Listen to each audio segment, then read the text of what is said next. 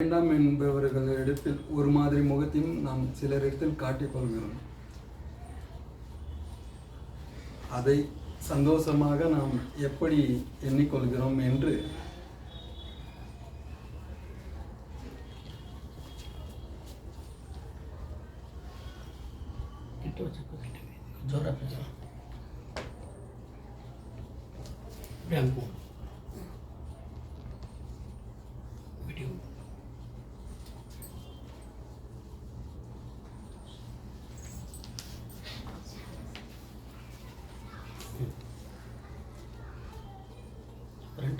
brightness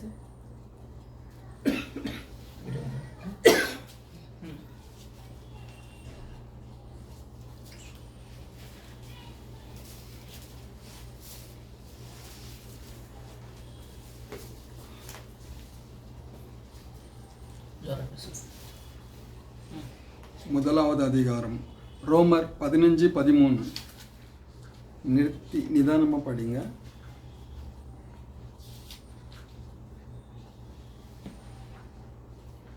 பரிசுத்த ஆவியின் பலத்தினாலே உங்களுக்கு நம்பிக்கை பெருகும்படிக்கு நம்பிக்கையின் தேவன் விசுவாசத்தினால் உண்டாகும் சந்தோஷத்தினாலும் சமாதானத்தினாலும் உங்களை நிரப்புவாராக.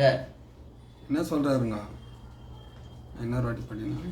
பரிசுத்த ஆவியின் பலத்தினாலே உங்களுக்கு நம்பிக்கை பெருகும்படிக்கு நம்பிக்கையின் தேவன் விசுவாசத்தினால் உண்டாகும் எல்லாவித சந்தோஷத்தினாலும் சமாதானத்தினாலும் உங்களை நிரப்புவாராக. எதனால நிரப்புறாருங்க? அவரோட சந்தோஷத்திலையும் இதனாலே நிரப்புறாங்க, சமாதானத்தினாலும். நம்ம இப்போ யாருக்கிட்டையாச்சும் கேட்குறப்போ நம்ம என்ன பண்ணுறோங்க, எப்படி இருக்கிறீங்க அப்படின்னு நம்ம கேட்குறப்போ நம்ம அவங்கள்ட்ட சொல்கிற பதில், முதலாவது பதில் சந்தோஷமாக இருக்கிறோன்ட்டு நம்ம சொல்கிறதே இல்லைங்க. யார் எங்கே கேட்டாலும், அது சகோதரனாக இருக்கட்டும், சகோதரியாக இருக்கட்டும், ஒரு ஃப்ரெண்டாக இருக்கட்டும், இல்லை யாருன்னு தெரியாதவங்களாக இருந்தால் கூட நம்ம என்ன பண்ணுறோம், முதலாவது சொல்கிறது நம்மளுக்கு அவ்வளோ பிரச்சனைங்க இருக்குது, வீட்டில் அந்த பிரச்சனை, நம்மளோட உடம்புக்குள்ளே அவ்வளோ கஷ்டம் இருக்குது, நம்ம கைக்கு அளவுக்கு கிடைக்க மாட்டேங்குது. நம்ம என்ன பண்ணுறோம், நம்மளோட வார்த்தைனால சொல்கிறதுக்கு முன்னாடி நம்ம முகத்தினால அவங்களுக்கு காமிச்சு கொடுத்துட்றோங்க. சங்கீதம் 33:21 படிங்க சார்.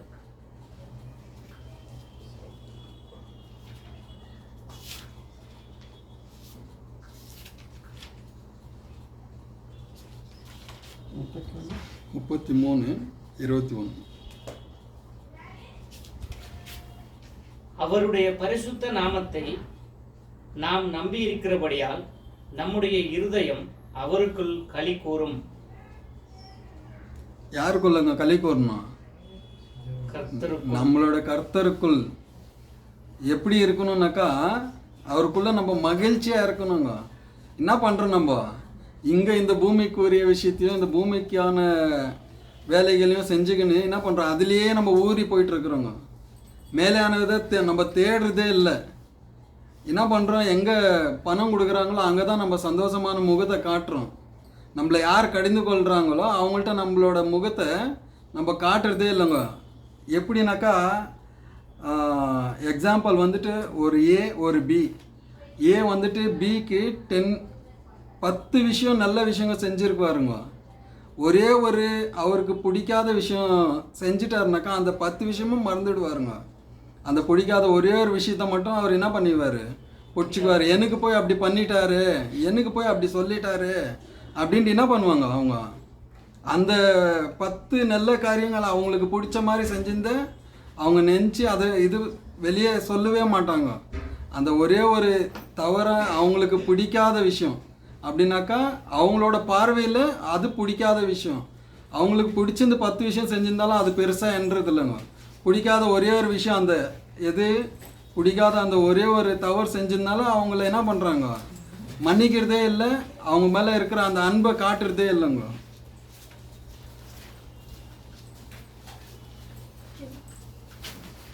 யாக்கோபு 1:2 படிக்கிறது.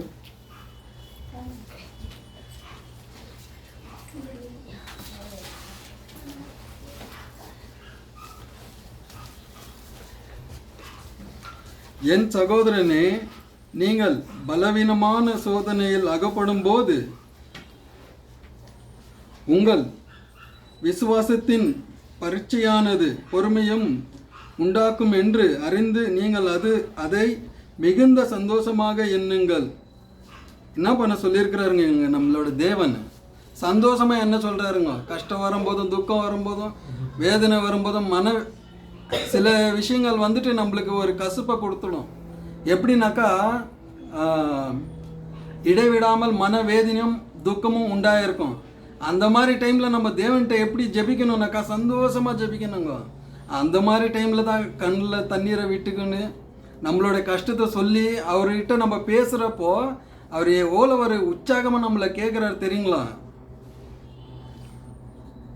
அபோக்கு 3:17-18 படிங்க.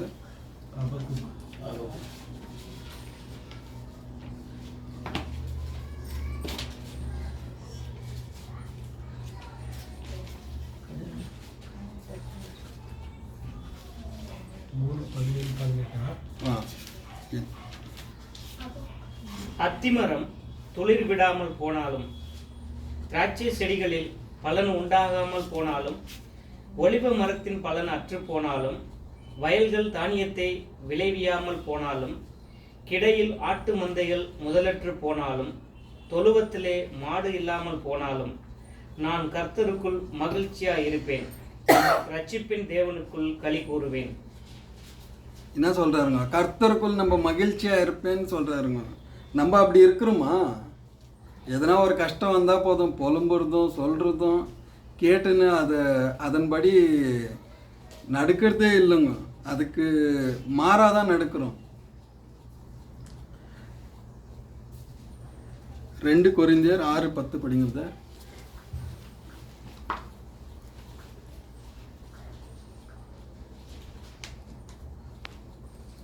துக்கப்படுகிறவர்கள் எனப்பட்டாலும் எப்பொழுதும் சந்தோஷப்படுகிறவர்களாகவும், தரித்திரர் எனப்பட்டாலும் அநேகரை ஐஸ்வர்யவான்களாக்குகிறவர்களாகவும், ஒன்றுமில்லாதவர்கள் என்னப்பட்டாலும் சகலத்தையும் உடையவர்களாகவும் எங்களை விளங்க பண்ணுகிறோம்.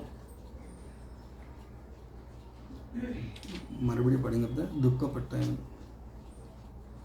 துக்கப்படுகிறவர்கள் எனப்பட்டாலும் எப்பொழுதும் சந்தோஷப்படுகிறவர்களாகவும், தரித்திரர் என்னப்பட்டாலும் அநேகரை ஐஸ்வர்யவான்கள் ஆக்குகிறவர்களாகவும், ஒன்றும் இல்லாதவர்கள் எனப்பட்டாலும் சகலத்தையும் உடையவர்களாகவும் எங்களை விளங்க பண்ணுகிறோம்.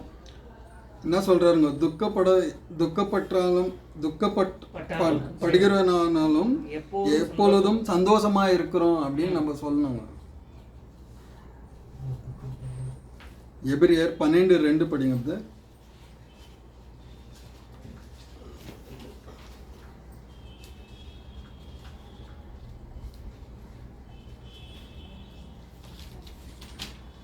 அவர் தமக்கு முன் வைத்திருந்த சந்தோஷத்தின் பொருட்டு அவமானத்தை எண்ணாமல் சிலுவையை சகித்து தேவனுடைய சிங்காசனத்தின் வலது பாரிசத்தில் வீற்றிருக்கிறார்.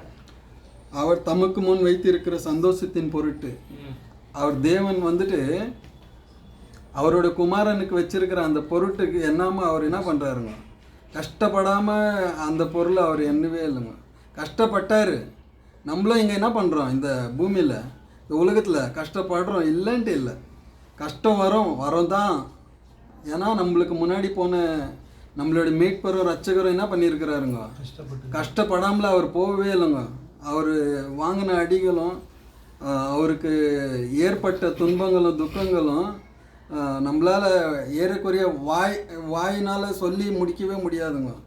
நம்ம இங்கே கற்றுக்கிறதுக்கு கடல் மணல் அத்தனையும் அவ்வளோ இருக்குதுங்க. ஆனால் நம்ம கற்றுன்னு இருக்கிறது இப்போது கையளவு மண்ணில் கூட நம்ம இன்னும் கற்றுக்கலைங்க. நம்மளுடைய மீட்பர் அவ்வளோ கஷ்டங்கப்பட்டிருக்கிறாரு, அவ்வளோ துக்கம் பட்டிருக்கிறாருங்க. ஆனால் அவர் அதை பெருசாக எடுத்துக்கவே இல்லைங்க.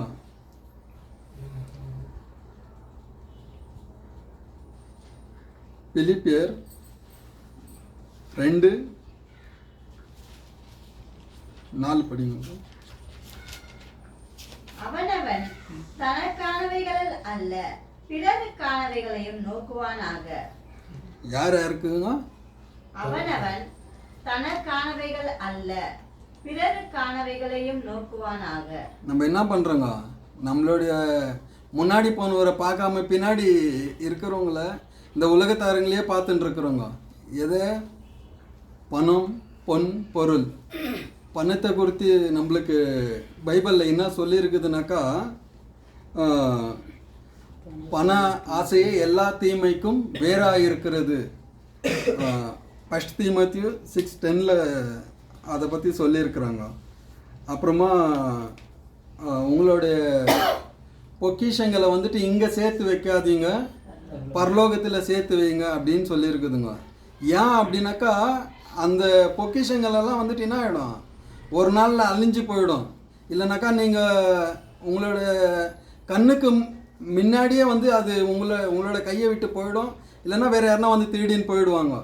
அதுக்கு தான் என்ன சொல்லியிருக்கிறாங்க, உங்களோட பொக்கிஷங்களை இங்கே சேர்த்து வைக்காதீங்க, பரலோகத்தில் சேர்த்து வைங்க அப்படின்னு சொல்லியிருக்கிறாருங்க. உங்களுடைய சந்தோஷம் எதிர்மேல் இருக்கிறது என்று நீங்கள் அறிந்திருக்கிறீங்களா? நம்மளுடைய சந்தோஷம் எதிர்மேல இருக்குதுனாக்கா, நம்மளுடைய தேவனும் அவருடைய குமாரனும் நம்மளோட மீட்பரும் அவரோட 2ஆம் வருகை நம்ம காண்றதுக்காக நம்ம என்ன பண்ணுறோங்க, காத்துன்னு சந்தோஷமாக நம்ம இருக்கணுங்க.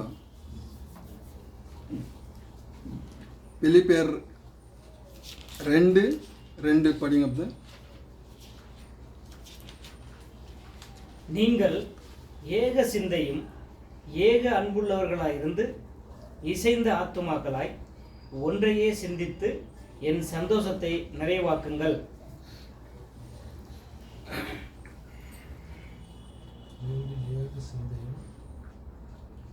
3 கூட படிங்க சார். அதில் ஒன்றையும் வாதினாலாவது வீண் பெருமையினாலாவது செய்யாமல் மனத்தாழ்மையினாலே ஒருவரை ஒருவர் தங்களிலும் மேன்மையானவர்களாக எண்ண கடவீர்கள்.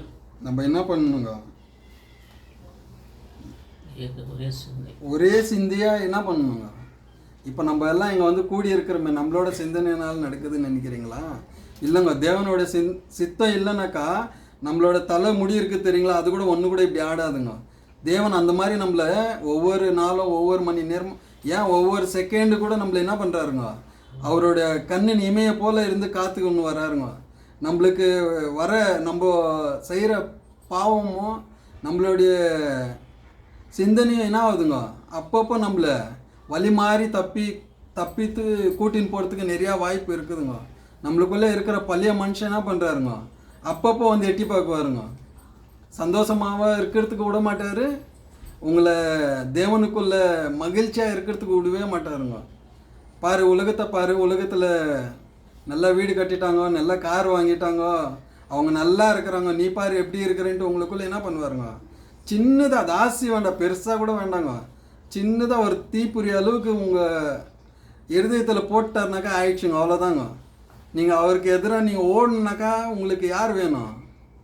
நம்மளுடைய மீட்பரை கண்டிப்பாக தேவையே தேவை. அவர் இல்லைனாக்கா நம்மளால் ஒன்றுமே செய்ய முடியாதுங்க. 1 பேதுரு 4:13 படி.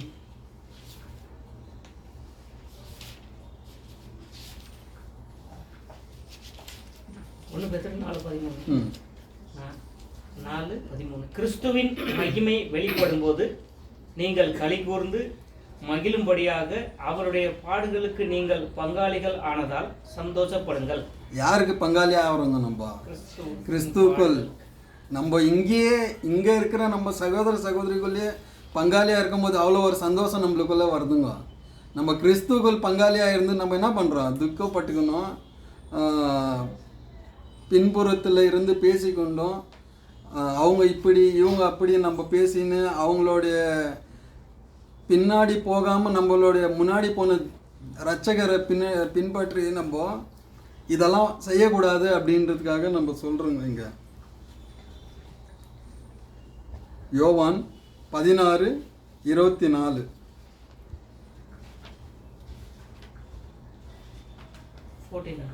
ஆ 14:24. என்னில் அன்பாயிராதவன் என் வசனங்களை கைக்கொள்ள மாட்டான். நீங்கள் கேட்கிற வசனம் என்னுடையதாயிராமல் என்னை இதுவரைக்கும் 16:24. படிங்க. இதுவரைக்கும் நீங்கள் என் நாமத்தினாலே ஒன்றும் கேட்கவில்லை. கேளுங்கள், அப்பொழுது உங்கள் சந்தோஷம் நிறைவாயிருக்கும்படி பெற்றுக்கொள்வீர்கள். இன்னொரு வாட்டி கொஞ்சம் நிதானமாக படிங்க. இதுவரைக்கும் நீங்கள் என் நாமத்தினாலே ஒன்றும் கேட்கவில்லை. கேளுங்கள், அப்பொழுது உங்கள் சந்தோஷம் நிறைவாயிருக்கும்படி பெற்றுக்கொள்வீர்கள். கேளுங்க, இது வரைக்கும் நம்ம அவர்கிட்ட கேட்டுந்தே இல்லை அப்படின்னு சொல்கிறாருங்க. எதை கேட்க சொல்லியிருக்கிறாருங்க நம்மளுக்கு? சந்தோஷம் நிறைவாக இருக்கும்போது எதை நம்ம அவர்கிட்ட இருந்து பெற்றுக்கணும்னு நம்ம இது பண்ண சொல்லியிருக்கிறாருங்க.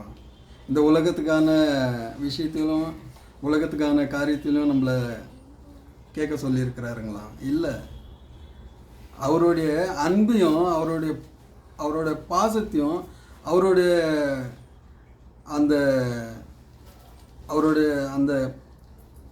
ஒரு நம்மளுக்குள்ளே கொடுத்துருக்கிறாரு பாருங்க அன்பு. நம்ம கூட பிறந்த சகோதரியே நம்ம தவறு செஞ்சுட்டாக்கா நம்ம மன்னிக்கிறது இல்லைங்க. என்ன, அவர் எதிரியை கூட மன்னின்னு சொல்கிறாருங்க. நம்ம என்ன பண்ணுறோம்? கூட பிறந்த சகோதரனே தவறு செஞ்சுட்டாக்கா மன்னிக்கிறது இல்லைங்க. நம்ம எப்படிப்பட்ட மனுஷர்களாக இருக்கிறோம் தெரியுங்கனாக்கா,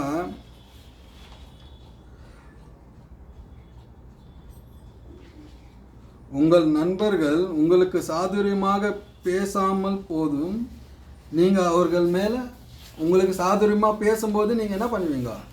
அவங்கள்ட்ட சந்தோஷமாக காமிச்சு கொள்வீங்க. அது சகோதரனாகவும் இருக்கட்டும், இல்லை நண்பர்களாக கூட இருக்கலாம். அவங்க உங்களுக்கு சாதுரியமாக பேசுகிறப்போ நீங்கள் அவங்கள்ட்ட சந்தோஷமாக உங்களோட முகத்தை காமிச்சு கொள்வீங்க. அதுவே அவங்க உங்களுக்கு விரோதமாக ஏதாச்சும் ஒரு காரியத்தில் அவங்க உங்களுக்கு விரோதமாக செஞ்சிட்டாங்கனாக்கா, அவங்க மேலே நீங்கள் காமிக்கிற கோபம் இருக்குது தெரியுங்களா? எப்படிப்பட்ட கோபத்தை காமிக்குவீங்கனாக்கா, உங்களோட முகத்திலேருந்து பார்க்குறப்பவே அவங்களுக்கு தெரிஞ்சிடும் என்ன பண்ணுறாரு, இவர் அவ்வளோ கோபமாக இருக்கிறாரு அப்படின்ட்டு.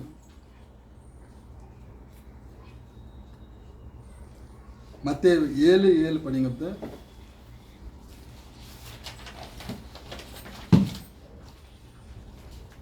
கேளுங்கள், அப்பொழுது உங்களுக்கு கொடுக்கப்படும்.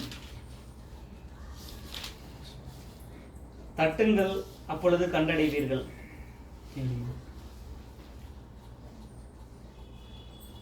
தட்டுங்கள், அப்பொழுது உங்களுக்கு திறக்கப்படும். எதை கேட்க சொல்லியிருக்கிறாருங்க? பைபிளில் இருக்கிற ஒவ்வொரு வசனத்தையும் நம்ம அவர்கிட்ட கேட்டாக்கா கொடுக்குறாருங்க. எப்படின்னாக்கா, அவருடைய நாமத்தினால நம்ம எதை செஞ்சாலும் நடக்குதுங்க. அவர் நாமம் இல்லாமல் நீங்கள் ஒரே ஒரு விஷயம் செஞ்சாலும் நடக்காதுங்க. எதை கேட்கணும், எப்படி கேட்கணுன்றது நம்ம அவர்கிட்டேருந்து நம்ம ஒரு விஷயத்துலையும் நம்ம வழி நடத்தினே நம்மளை வந்துட்டுருக்கிறாருங்க. சில கனிங்க வேணும் நம்மளுக்குள்ள. எப்படிப்பட்ட கனிங்கனாக்கா, அவருக்குள்ளே நம்ம நடக்கணுன்னாக்கா அந்த கனிங்கெல்லாம் இருந்துச்சுன்னா தான் நம்ம அவருக்குள்ளே நடக்க முடியும். அவரை பின்பற்றியே நடக்க முடியும். இல்லைனாக்கா நம்ம அவரை பின்பற்றியே நடக்கவே முடியாதுங்க. கலாத்தியர் 5:22 படிங்க.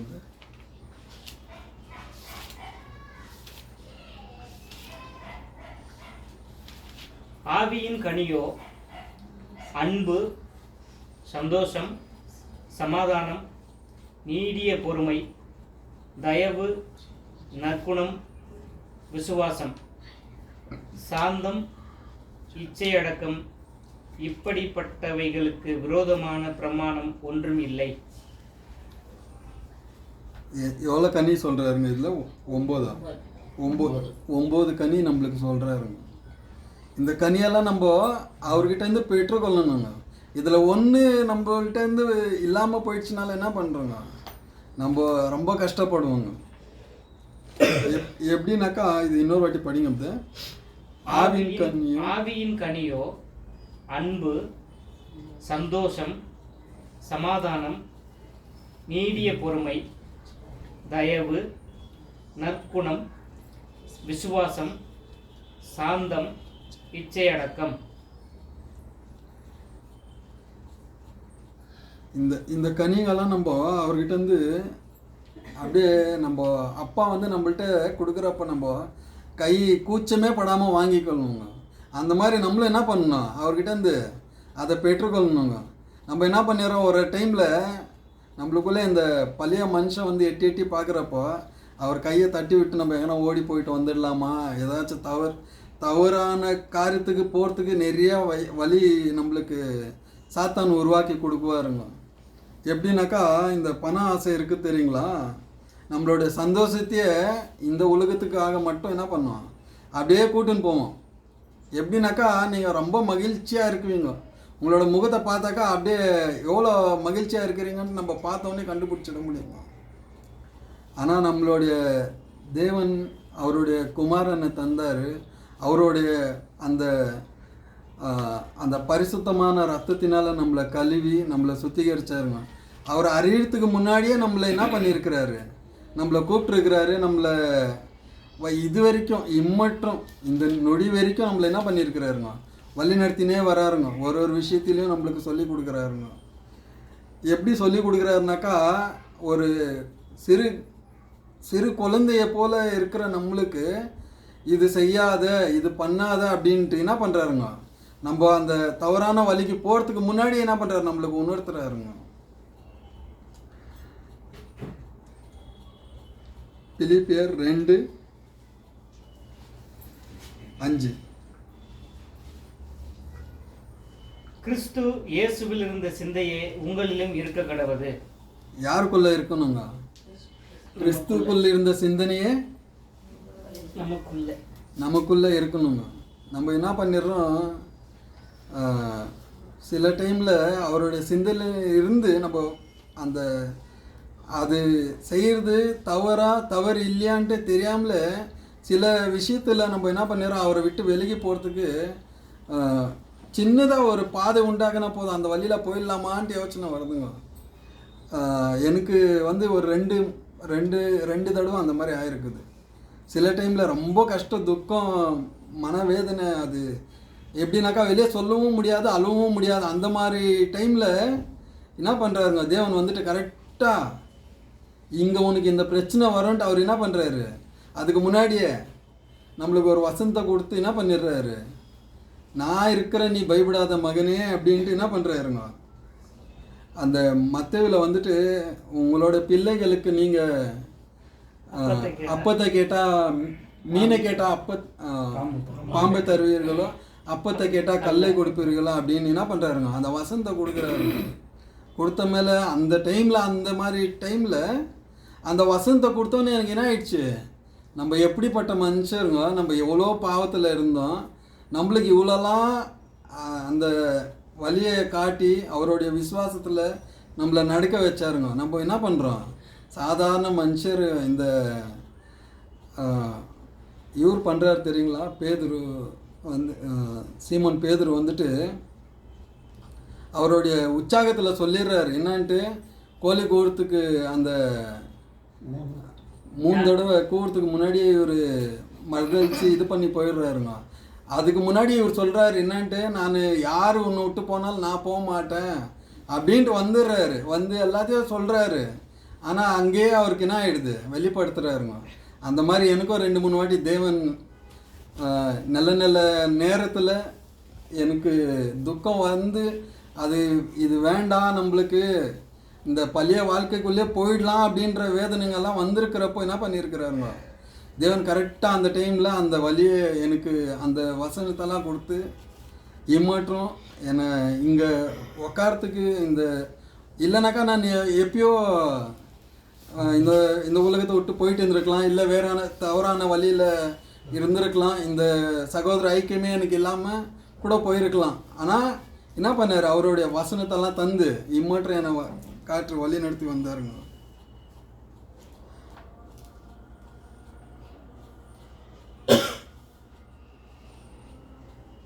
கடைசியாக அந்த மத்தேயு 6:19-21 வரைக்கும் படிங்க.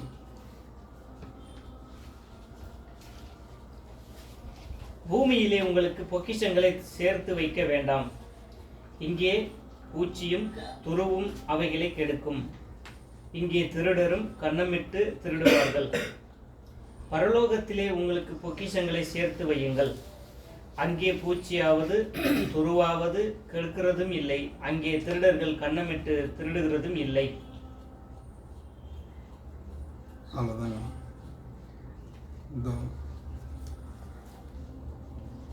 இன்றைக்கு இந்த தலைப்பு வந்து சந்தோஷம். ஆனால் நம்மளுடைய தேவனுக்குள் நம்ம இருந்தாக்கா எப்பொழுதும் நாம் சந்தோஷமாகவே இருப்போம். தேவனை விட்டு விலகி போனால் இந்த உலகத்தில் மட்டும்தான் சந்தோஷம் இருக்கும். ஆனால் நமக்கு நம் வாழ்நாள் முழுவதும் நம் இருதயத்துக்குள் நம் குறையாகவே தவறுகள் செய்து கொண்டே இருக்குவோம். நாம் இங்கே இருப்பதும் இல்லாமல் போவதும் தேவனுடைய சித்தம் மட்டும்தான். தேவன் இல்லை என்றால் நம் இந்த உலகத்தில் ஒன்றும் செய்யவும் முடியாது, ஒன்றையும் கூட்டவும் முடியாது, குறைக்கவும் முடியாதுங்க. இதோ இந்த பேசுறதுக்கு என் தேவன் எனக்கு இந்த வாய்ப்பை தந்ததுக்காக நன்றி. என் மீட்பரும் இரட்சகரும் அவர் மூலியமாக நான் இந்த வசனத்தை பேசினேன். ஆனாலும் இந்த வசனத்தை பேசி யாருக்கும் குறை சொல்கிறதுக்கோ குற்றம் சொல்கிறதுக்காக நான் இந்த வசனத்தை பேசவில்லை. என் தேவன் என்னிடத்தில் பேசினார். இந்த வசனத்தெல்லாம் எனக்காக மட்டுமே தந்தார் என்று நான் ஒன்றிலும் குறையாக இருந்த என்னை குறையில்லாமல் ஆக்கும்படி என் தேவன் என்னை இம்மற்றும் வழி நடத்தினார். யோசேப்பு அந்த பாவத்திலிருந்து தப்பி ஓடி தேவனுக்கு சந்தோஷமாக இருந்தது போல நாமும் இந்த உலகத்தில் இருந்து தேவனுக்கு உகந்த பிள்ளைகளாக ஓடி இந்த உலகத்தின் வாழ்வை முடித்து கொள்ளும்போது நாம் தேவனுக்கு சந்தோஷமாக தேவனுடைய குமாரன் 2ஆம் வருகை வரும்போது நாம் அவருக்கு முன்பாக நம்மளுடைய இருதயத்தில் பார்க்கிறவராக இருக்கிறார் நம் தேவன். நாமோ முகத்தை பார்க்கிறோம், நம் தேவனோ நம் இருதயத்தை பார்க்கிறார். இந்த வசனத்தை தேவன் தாமே ஆசீர்வதிப்பாராக. ஆமென்.